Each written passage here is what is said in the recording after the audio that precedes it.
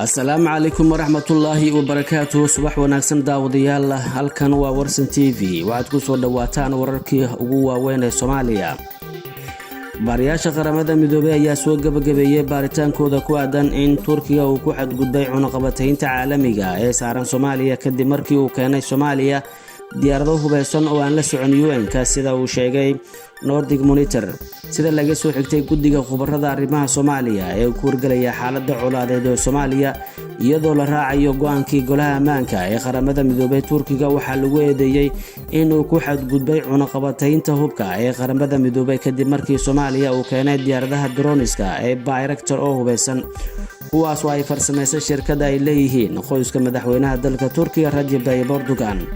xogtan sirta ah ee ay heleen baariyaasha qaramada midoobay ayaa tilmaamaysa in Turkiga uu Muqdisho soo gaarsiiyay diyaaradaha Bayraktar TB2 December 6, 2021 iyadoo lagu daabulay laba diyaaradood oo nooca xamuulka qaada ah ee la yiraahdo Airbus oo ay maamulaan ciidamada cirka ee Turkiga.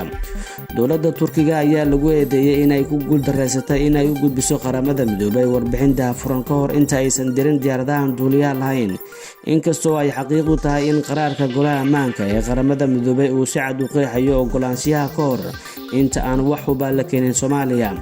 Turkiga oo ka jawaabaya warqado baaritaan oo ka soo baxay qaramada midoobay ayaa ku andacoonaya in diyaaradahan duuliyaha lahayn ee ay geeyeen saldhigga Turkiga ee Muqdisho ujeedaduna ay ahayd ka qayb qaadashada dagaalka lagula jiro Al-Shabaab.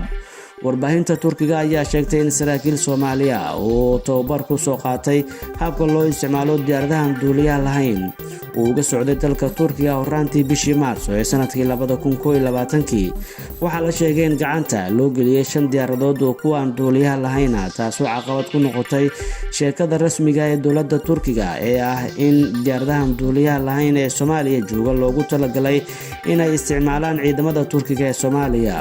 kooxaha qaramada midoobay ayaa kormeeray oo diiwaan geliyay hubka iyo rasaasta ay dowladda Soomaaliya si rasmi ah u soo dejisay tan iyo markii qayb ka mid ah laga qaaday cunaqabataynta hubka ee sanadkii 2013. Soomaaliya ayaa heshay ilaa 27,000 oo hub iyo 8.1 milyan oo rasaas ah oo ay ku jiraan ilaa 70 oo RPG ah tan iyo sanadkii 2013.